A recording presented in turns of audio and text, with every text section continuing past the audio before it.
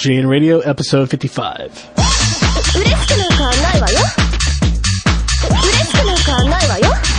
You're listening to the JN Radio Podcast.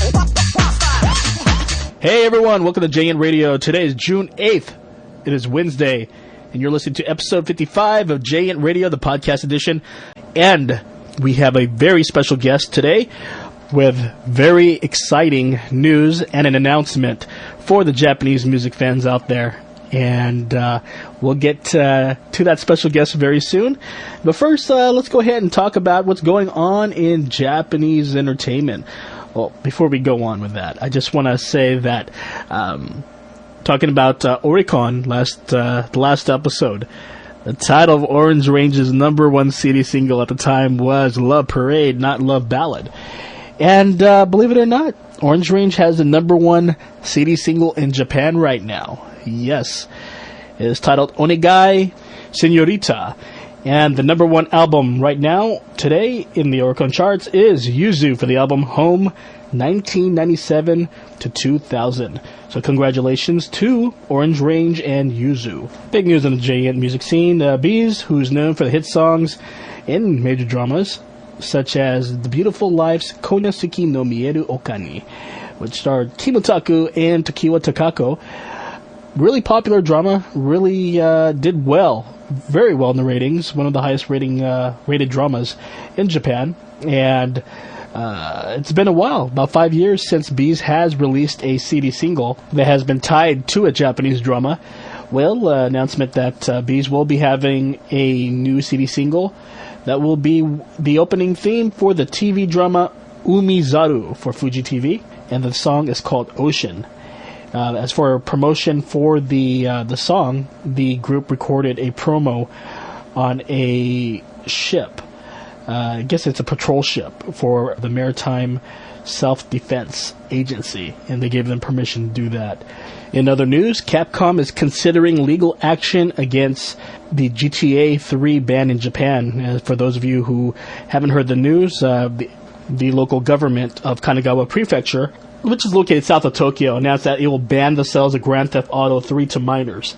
And this will take effect on June 7th. And Saitama, another region neighboring Tokyo, announced that it is considering the age restriction as well. So, yeah, this is going to be very interesting. And this was according to GameSpot. Capcom has released a public statement saying that the age ban was inappropriately implemented.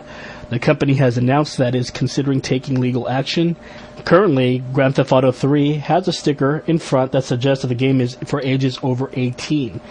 The gaming industry in Japan already has a non-profit organization known as the Computer Entertainment Rating Organization, which rates every game sold to retailers and marks them with a label. So this development is going to be very interesting. And also the big news, a lot of Final Fantasy news today for the video gamers. Final Fantasy 11 team is working on a new next-gen MMORPG. Don't get me to pronounce that. Multiplayer role-playing game for next-generation consoles. The interview was from the latest issue of Famitsu magazine with Final Fantasy XI producer Tanaka Hiromichi. Tanaka talks about Final Fantasy XI for the Xbox 360 and how it will sport graphics of quality similar to the current PC version, but that the development team is currently checking out if the display graphics can be much better on the 360 version than the PC version. So it's going to be very awesome. And also big news regarding the development of a Final Fantasy for the PlayStation 3. At E3, there was a demonstration of how Final Fantasy VII would look if it was remade for the PlayStation 3. So, in the latest issue of Dengeki PlayStation, another interview with Final Fantasy X producer Yoshinori Kitase said that he's currently working on the PlayStation 2's Cerberus, and that's a Final Fantasy VII game, and he went on to say that, officially, that they are making a Final Fantasy game for the PS3. So, that's very exciting news. Anyway, we're going to go ahead and play our first indie artist of the day, and that artist is known as Flagship. The song is called Hold On Me, and you can check out the website of Flagship by visiting their website at tolupd.nobody.jp. Here is Flagship with Hold On Me.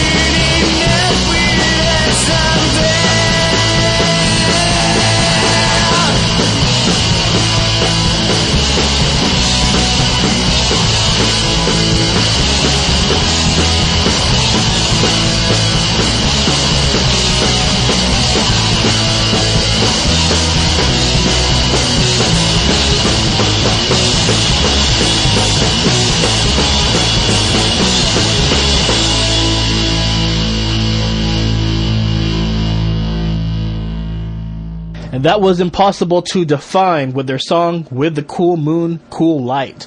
And before that, you listened to Flagship Block with Hold On Me. We're going to go ahead and take a break, and we'll be back with our interview with our special guest.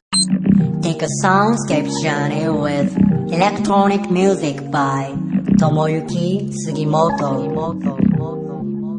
Modulation incorporates everyday sounds, Japanese culture, and vibrating loops into 5 to 10 minutes. Modulation SUGIMOTO.BE.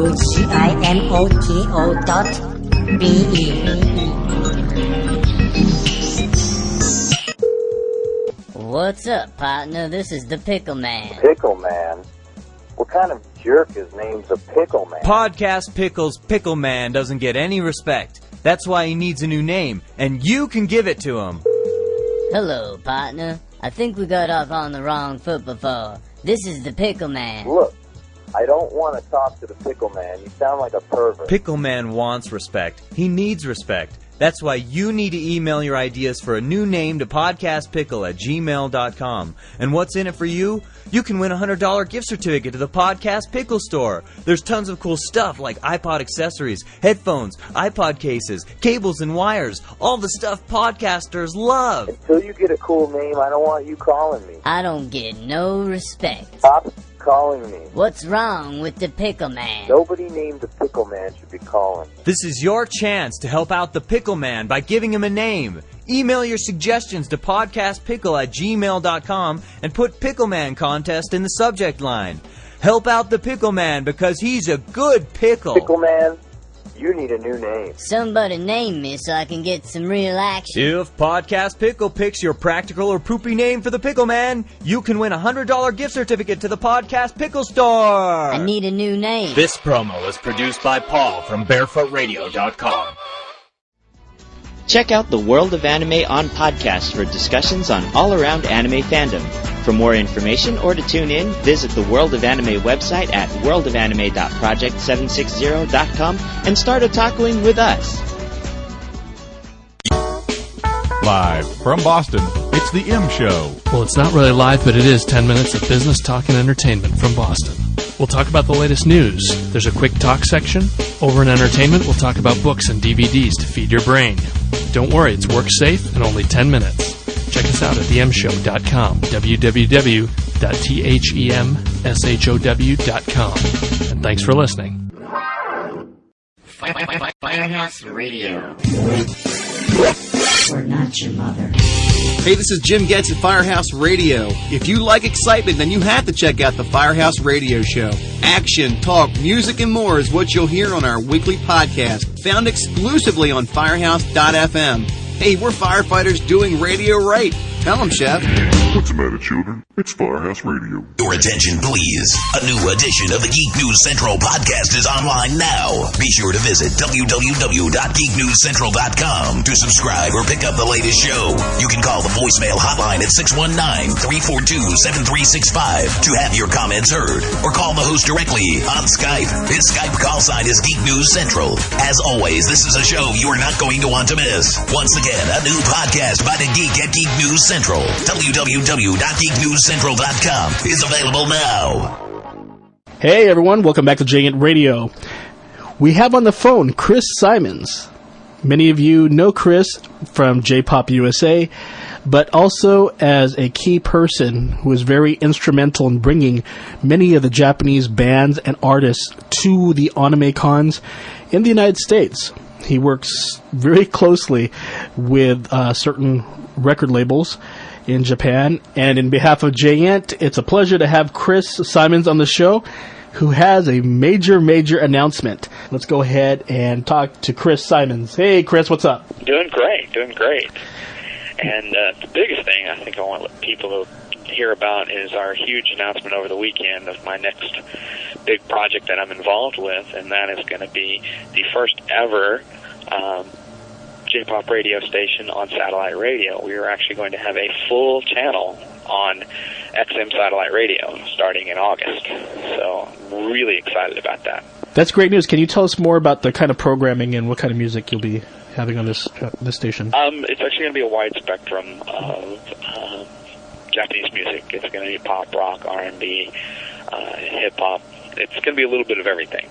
It's going to try to kind of accurately reflect the music that's currently being played and produced in Japan right now. And if we're going to focus on anything, we want to be a little bit more artist-focused so that we can help introduce certain artists from Japan to an English-speaking audience is our main and primary goal.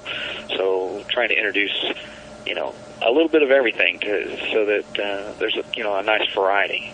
So not just any one genre, any one type, but a little bit of everything. And what is this whole thing called? What is it called, the station? It's Radio Wasabi is the name that we'll be using for the show, which actually Radio Wasabi actually started off as being a fan group here in Texas, which is where I'm from. And we decided to go ahead and use that name because it had, a lot of sentimental value to us, as well as it kind of sounded, it was a nice name that was fitting, for this radio project. So it's going to be Radio Wasabi, and we'll be launching the website next month. And we will also be featuring podcasts featuring, some of the top hits in Japan as well on that podcast. So great. It'll be great fun starting next month. And do you happen to know what the URL will be when? It's going to be www.radiowasabi.com. Okay. And in terms of the radio, when will this all start? When will it be up on XM? We are going to, the website and podcast are going to launch the beginning part of next month. We are shooting for July 5th launch date, right after the holiday. And then following in August, beginning of August, we'll actually begin our first program air on XM Radio. Great. So, we're going to have they haven't given us the exact channel number yet because there's a lot of things going on XM Radio right now. In fact, anybody that's listening to this, keep tuned, especially in July, because there's going to be a lot of announcements and promotions from XM Radio that should be really exciting. Now, a lot of people may not, they probably don't know too much about what satellite radio is and what XM is. And can you explain to them, about if there's costs involved and so forth? Yeah, it's very similar to like a dish network or satellite cable setup. But how XM radio works specifically is that you buy a satellite radio receiver, which is typically portable and can be plugged into a car setup or a home use setup, and you can keep your same receiver and just move it back and forth, because for each receiver it has a license key, and you actually subscribe to radio service. And XM Radio, for instance, has like 200 channels of different types of music and talk and various radio type programming. And for a $12 a month fee, you can use your radio basically anywhere. Car, home, office. That receiver is unique to you. As well as recently they've launched a new feature where if you are a subscriber, you can also tap in and log into their website and get internet streams of many of their channels as well, so that you can listen to them, via the internet. Listen to, the various channels on XM Radio. So it's really exciting. It's basically it's a pay for service, but the beauty of it is that we don't have strict FCC regulations, and it really opens up getting around certain problems as far as small genres like J-pop or Japanese entertainment that aren't covered within mainstream media. It provides a nice outlet for something that we know definitely that fans are clamoring for. The response that we had at the Radio Wasabi booth this weekend in Dallas was amazing. We had nearly, actually over 1,200 something people show up to sign up for more information, as we are going to inform them about the launch and that are interested in signing up for Radio Wasabi this weekend. So on XM. So we were just thrilled with the response that we got. And this was at ACON, right? Yes, it was ACON this weekend, which ACON had about 11,000 people turned out this weekend. So Chris, I guess a big question for many people who listen to Japanese radio via streaming audio may be wondering, why listen to your program when they can listen to it on the internet? Well, one thing is that listening via our program is that actually royalties will be paid actually to the performers and artists. So with our stream, we will be paying for ASCAP BMI fees, as well as get paid back to Jazz Rack. As well as one of the unique things is that I've personally been working in the scene very directly and very closely with many of the artists and producers and people behind the scenes directly, and we actually have the context and working knowledge to actually work directly with a lot of performers and people that will be playing. Additionally, since I work very close with these companies, we'll be able to actually air premieres and material that you will not be able to get anywhere else. And that's probably the thing that I'm really excited about, is basically having the scoop and some early things to present. And I think that's really what's going to set us apart, is that we do have unprecedented access and unprecedented contacts with a lot of the companies in Japan. Great. Now, to show how legit Chris is as a business person, let's talk about the Japanese artists that you've worked with and bring to the United States. Let's talk about the first artist. Very first one I actually did with Sony Records and promotion of Japan for Sale Volume 2, and we have an artist called Kataki Mayu, and that was actually the first ever time that we'd actually had a major label recording artist at an anime convention, and did a concert there. And from there we've moved on, and I've worked with everywhere from TM Revolution, worked heavily to have his first show at Baltimore, worked with Move, signed to Avex. We've worked with Does Infinity. I did a lot of work with the indies band Camino. Just done work with so many people. It's so hard to name everybody. And then just this last weekend, did a lot of work with Kamiko Kato, ZZ, which is an up-and-coming band in Japan right now that's on the Avex label, as well as I worked with Dream, which was just a complete blast to work with those girls this weekend. They were incredible. Well, now both really personal, just really great people. And now that I have you on this interview, let's go ahead and talk about things that people are talking about online, and you can clarify a lot of this stuff. Yeah, no problem. Let's start with Kumiko Kato.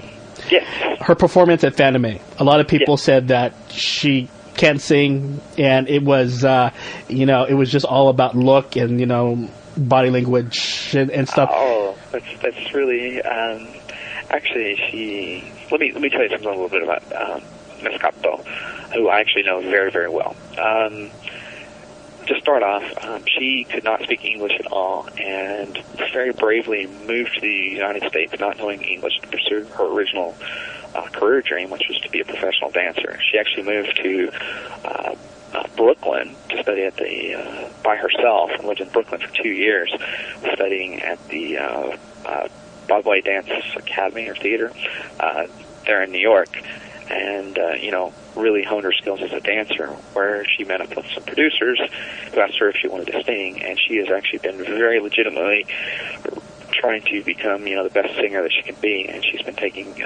vocal lessons and working in studio sessions non-stop. And I really got to see her grow as a singing and performing artist. And, to all the naysayers out there, she's working with some of the top talent and just working incredibly hard.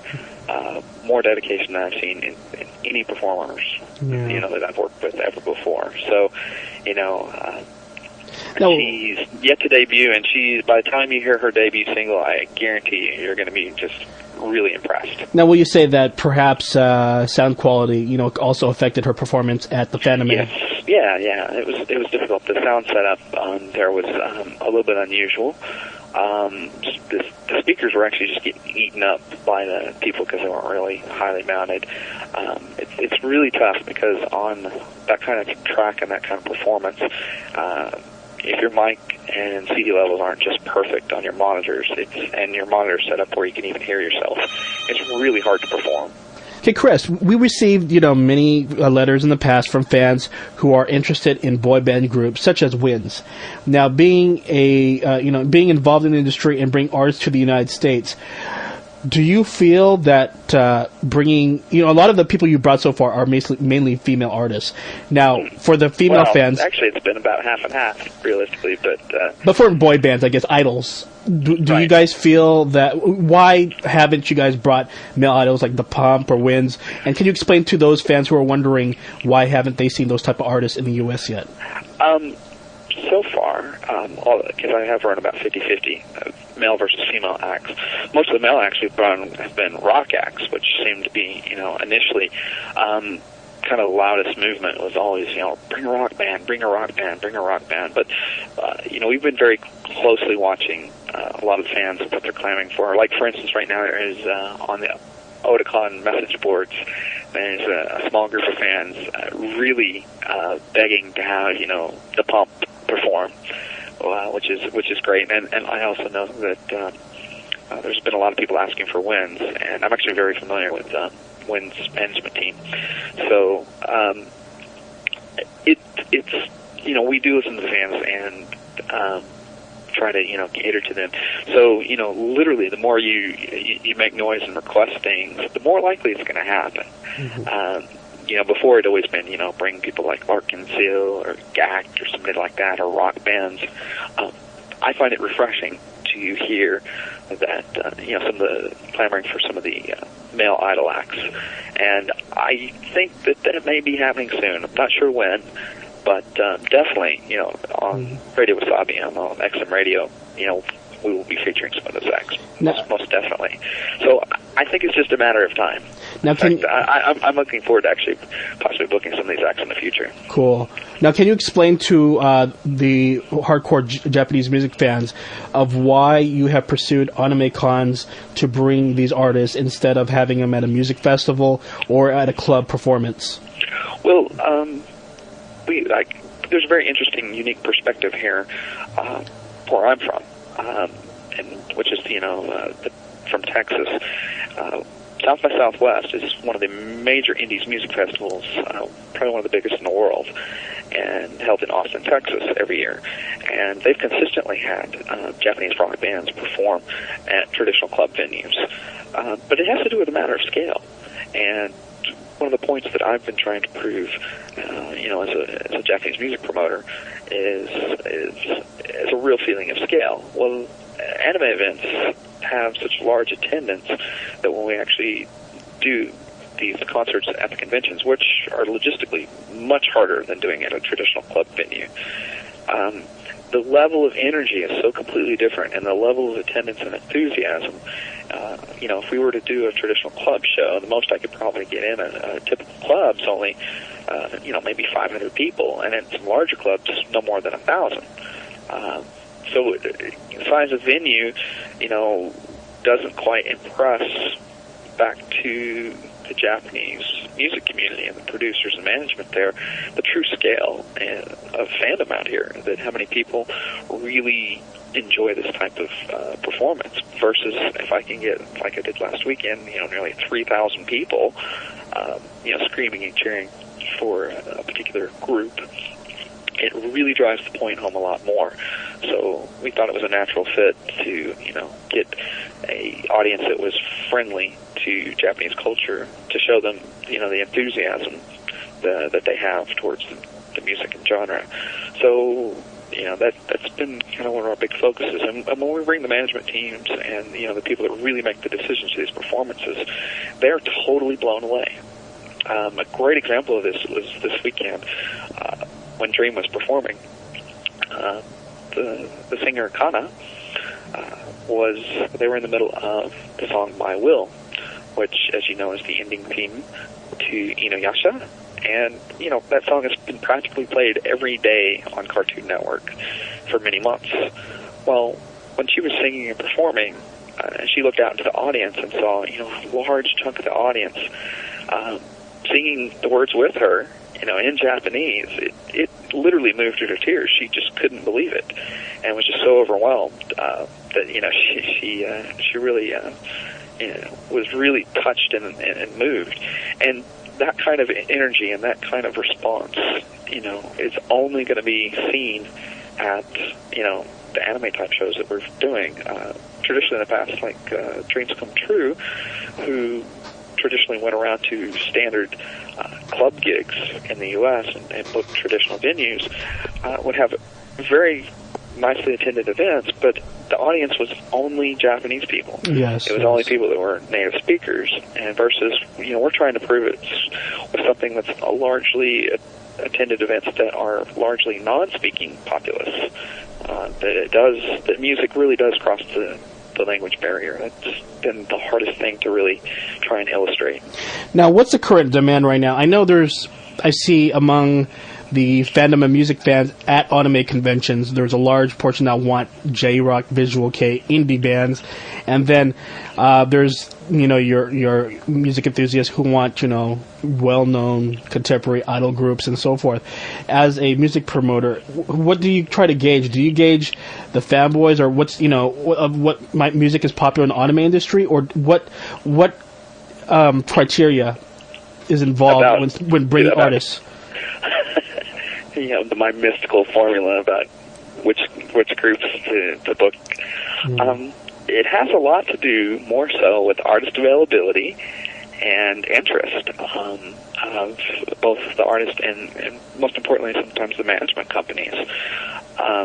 It's just really hard to book people because a lot of times their schedules are just insanely crazy, and basically you're asking an artist to take a week or two off to come to the U.S., and then on top of that, spend sometimes, with the Dream performance, I know they rehearsed for a month for this performance that they did in the U.S. So, you're asking, large-scale time commitments to come over here and perform, away from their normal schedule. And right now, the economy of it is such that, there's not a lot of merchandise that's promoted and sold here in the U.S. So, economically speaking, it's sometimes tough. So, I've ranged from everything from A-list artists to indie bands that we've brought over and worked with. So, is there a magic formula or reason for picking? A lot of times it just has to do with artist availability and, other small factors. There's no real secret there, I guess. Now, a lot of our listeners probably do not know that the costs involved. Like, for example, they'll say, well, you know what, how come you guys haven't bring Hamasaki Ayumi yet? Or why can't you bring, Utada Hikaru or SMAP, or why can't you guys do that? Yet we see Singapore or Thailand get these groups. A lot of people are not understanding this, so maybe you want to explain to them how. Well, for instance, this is really interesting. I recently had a discussion with some management people this weekend about this. Japan's been heavily promoting product and sales and their artists to Southeast Asia. So, CDs are readily available for sale in those countries. And so that's why you'll see a lot of Japanese artists in Taiwan and, Korea and other countries. But in the U.S., they've never thought they could really break in because it is just so crazy hard to break in the U.S. industry that they realistically have their sights elsewhere. So the fact that when I work with them and do events and show them, don't be so hasty, you really can cause a splash here in the U.S., it really shocks them, and they're usually quite leery to come over here. They're like, nah, you got to be kidding me.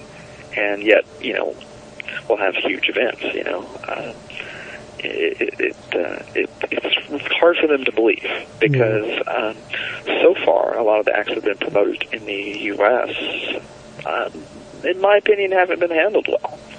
And, I think it's very easy to see from some of the other artists that have tried to break here and have failed miserably. They've gone about it the wrong way. Do you feel that there's a facade that, okay, now that Larkin Ciel, who performed at Otakon, a major Japanese band, has performed in America. And that it's a great show and a huge audience, right? Yeah, that it's going to happen again and again and again each year. Is that? Can you explain to our audience about that? I think what you saw with Larkin Ciel was, something really, truly exceptional. That was a huge production and a huge show. Expensive show. yeah, of course. And, that was to promote the Larkin Seal CDs and DVDs that are coming out from Tofu Records, and those guys at Tofu Records are working so hard, to make all of these streams happen for a lot of the fans here in the U.S. that the best thing I can tell you is go out and buy those Lark CDs and really show that you care and support and want this to happen. The DVDs coming out very soon. Buy the records. I mean, that's what show up to the events, buy the records. That's really how you're going to make your voice known. Yeah. Let's talk about music piracy. We know that many people in the U.S. and outside of Japan get their music pretty much online. Yeah, the companies know it too. Yeah, the companies do know it as well. Not stupid. They're not stupid. Now, all these trackers that are being created, these BitTorrent trackers, a lot of them feel that, the Japanese industry probably doesn't care because they haven't done anything. Oh my gosh. Is that the case? It's not the case. It's just, to be quite honest, they do care. There's a difference between promotion and there's a difference between just flat out theft, right? And it's really hard to sell CDs right now, and so I think the mindset of the music industry has completely changed in Japan, just like it's changing here. Music piracy is such an issue that, quite honestly, marketing models are completely changing about how you make money as a musician. For the most part, you don't make money off CDs. No one does. CDs are out there for the benefit of fans, quite honestly. The money in the industry these days is made through appearance fees, concerts, and merchandise sales. And that business model has completely changed because of the widespread internet piracy. You can't depend on CD sales for a profit anymore. Basically, they're being made anymore. Basically, it's a service to fans. So it's completely different. A few years ago, fans, we know about Tofu Records and, them distributing a lot of the Sony artists and, getting their CDs quite cheap. Yeah. A lot of people were familiar with getting Avex CDs a few years ago, also pretty cheap, but I don't know. Can you discuss that, of what happened? We'll see what happens there. I mean, Tofu Records right now is the sole J-pop company in the United States right now. Mm-hmm. Other companies have yet to make a move, and we'll see. I mean, it's not just the company you mentioned, but there's other companies out there as well that what's your feeling? Make moves before in the past and had trouble. What's your feeling about RightScale? Instead of releasing CDs, they have now pursued iTunes Music Store in the U.S. for releasing. I think that's amazing. I think that's wonderful, right? Yeah. I think that is going to be the way of the future. Because right now, like I said, CDs, it's a hard business right now. It's a break-even business at best right now. People are making, even the mainstream American artists aren't making money off CDs, and the company's not making money off CDs. They're making it off tours, tour merchandise, and ticket sales, etc. I mean, that's where the musical artists that are doing well, that's where they're making their money right now. Yeah. You have to hit the road, and life on the road's hard. Yeah.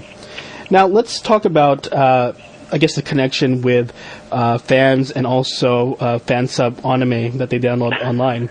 Yeah. Well, we know that with Larkin CL, they promoted the Full Metal Alchemist, and of course a lot of people were familiar with that. Now, one of the most popular fan-sub animes, of course, is Naruto. Oh, of course. And, two groups that, really popular groups that spun off from the anime are Orange Range and Asian Kung Fu Generation. Of course, do you feel with the fandom, so big for that anime and also for the music, isn't it pretty much, common sense that they should bring or attempt to bring Orange Range or Asian Kung Fu Generation to the U.S.? Don't you think that Sony or Tofu should be, I mean, in your opinion, as a promoter? As a promoter.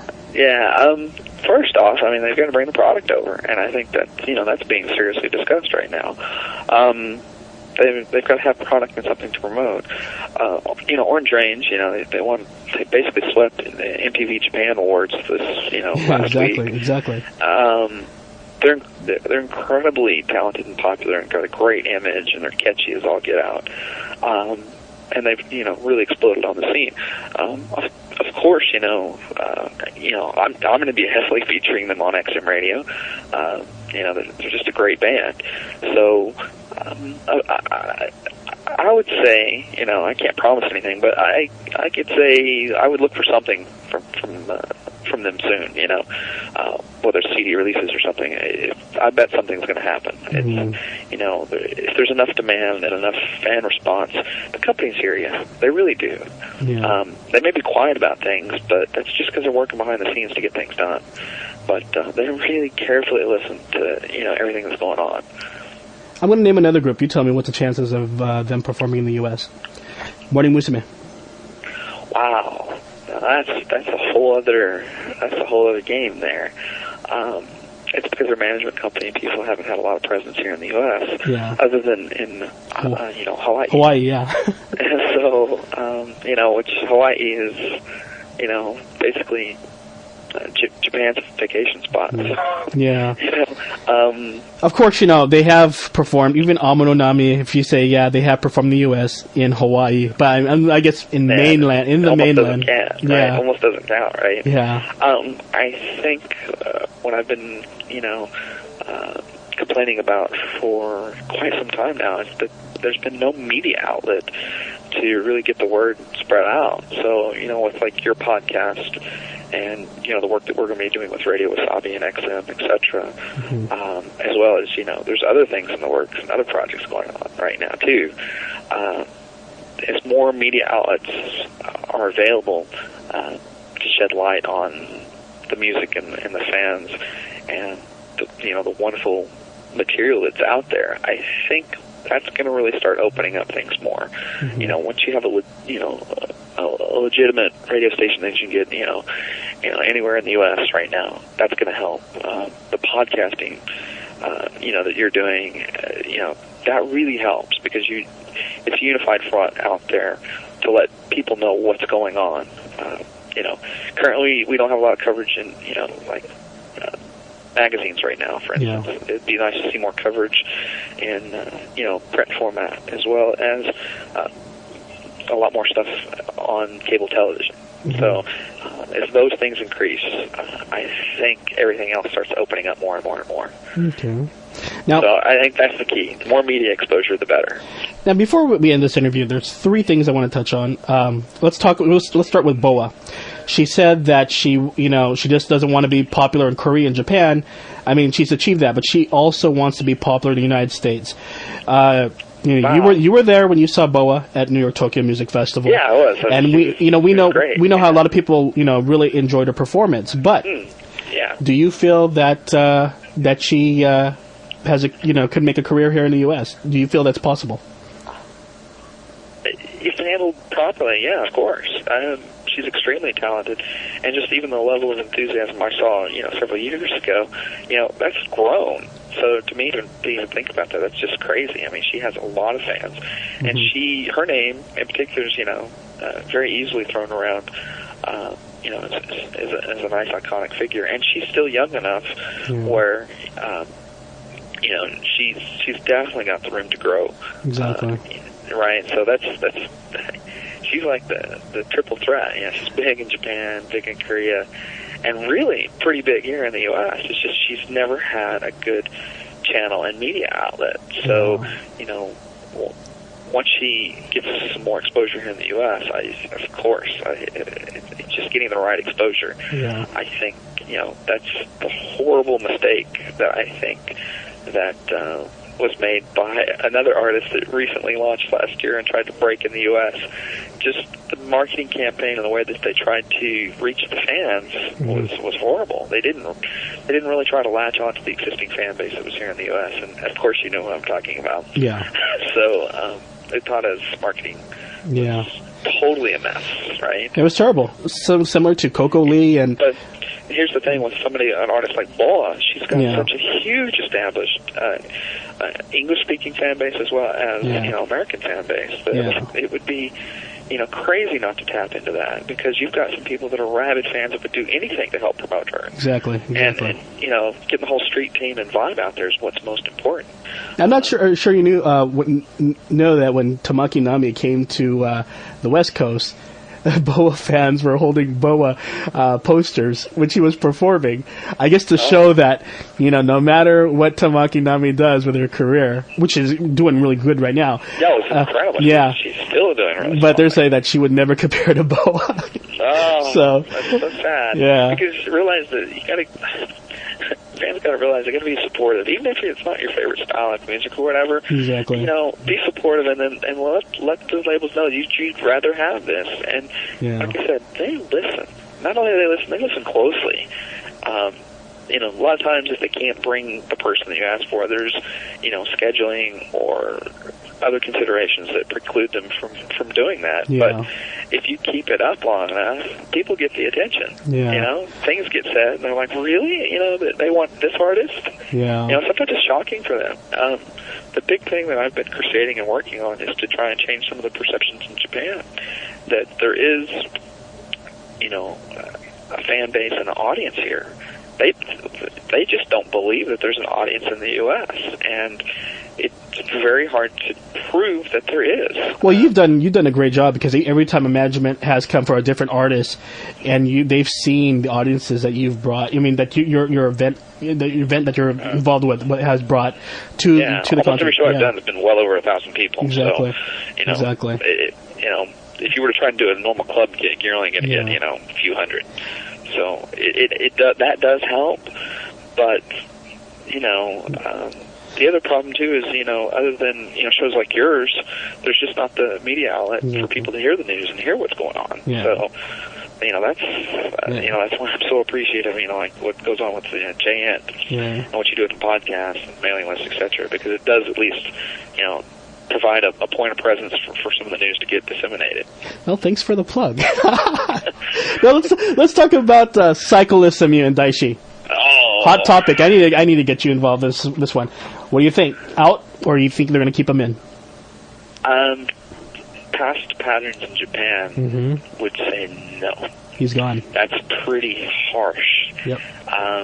Because basically they got him on three things. Basically, he was caught in possession. He denied using said substance, was then drug tested, and tested positive for substance abuse. So basically, you're looking at possession, perjury, and abuse. Yeah. I mean, you're looking also they're trying to investigate if he was trafficking. And then possibly trafficking. Who knows what else? But you're looking at some pretty severe charges. And in Japan, typically, any kind of negative press or exposure like this is pretty much dooms your career. I mean, let's talk about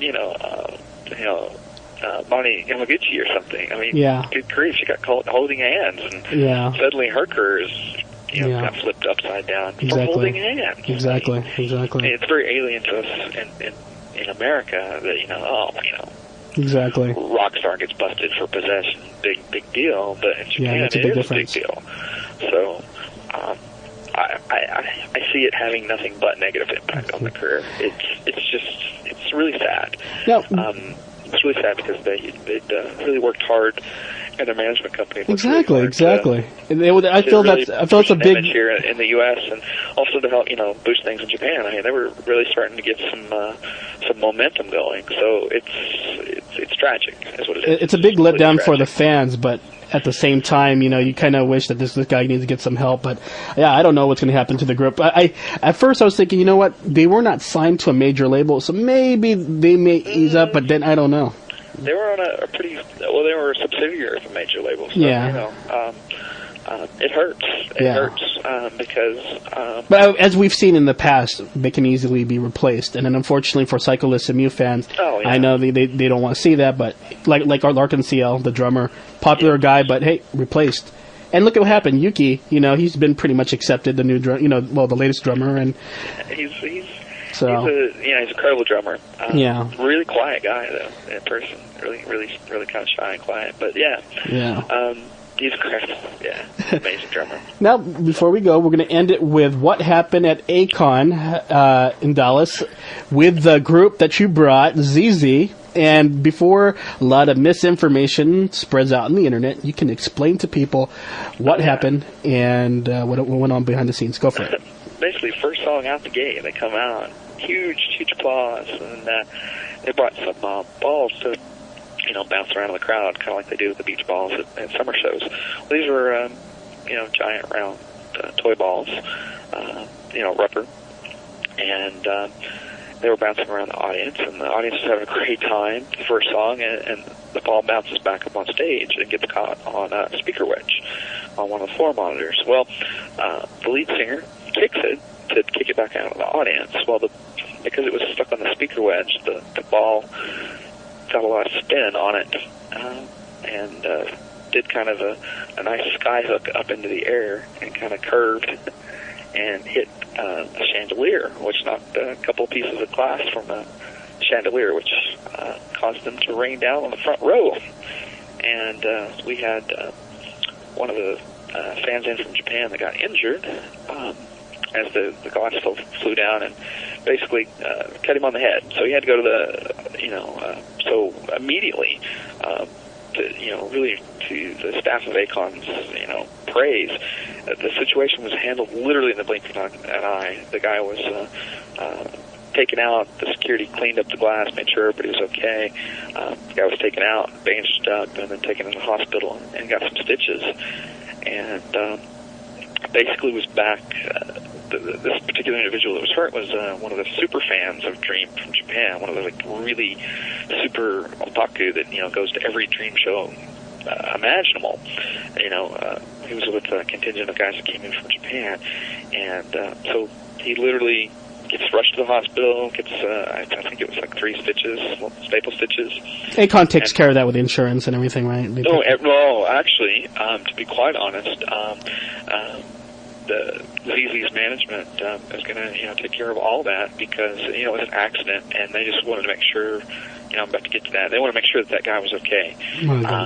But ACON and the hotel, everybody was taking care of that guy, like super great treatment. He got rushed out and taken care of, and literally was back on a special seat in the front row to catch the last half of the Dream show.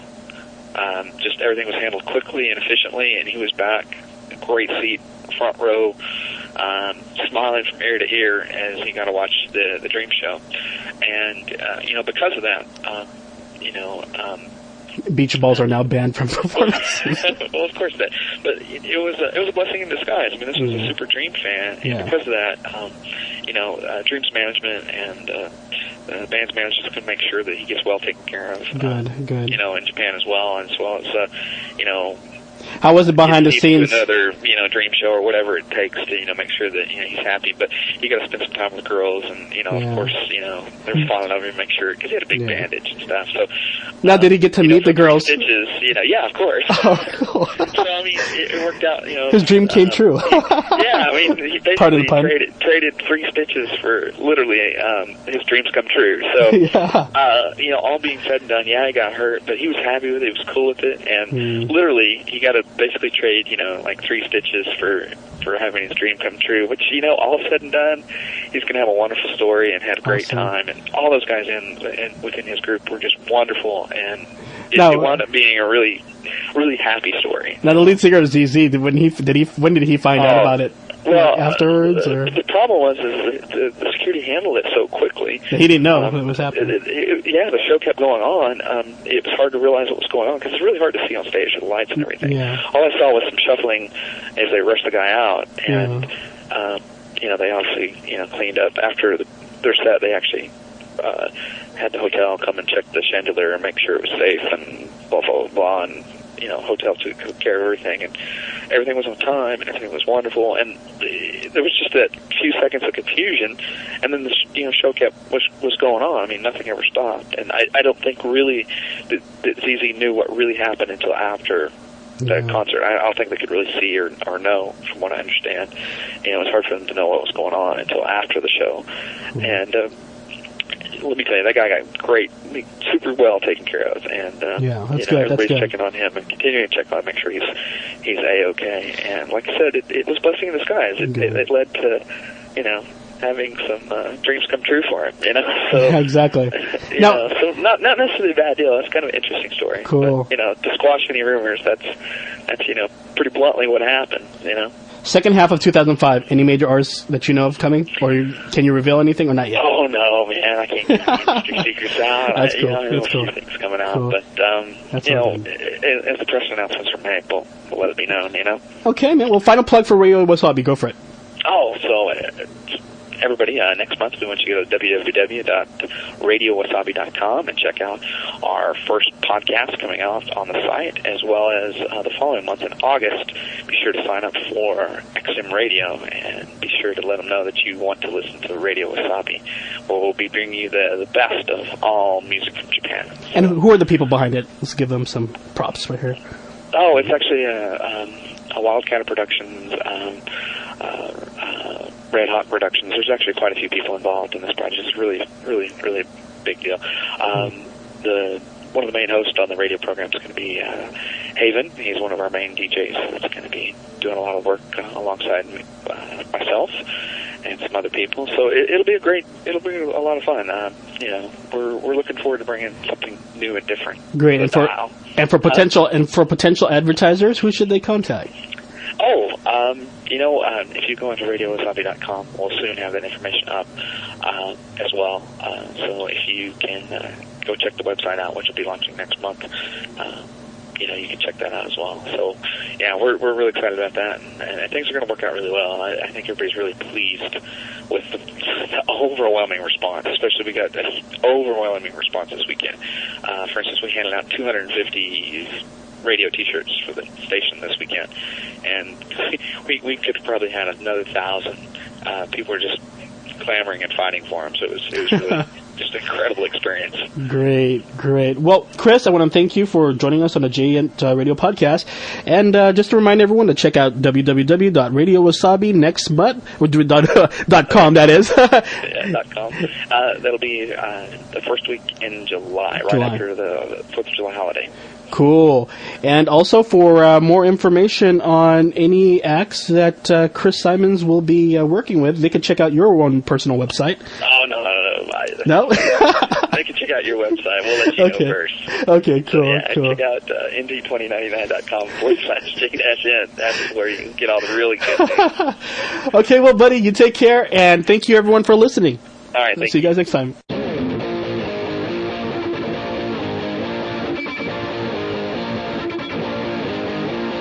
Visit JET on the web at www.nt2099.com/J-ENT and email JENTradio at nt2099@gmail.com. See you next time.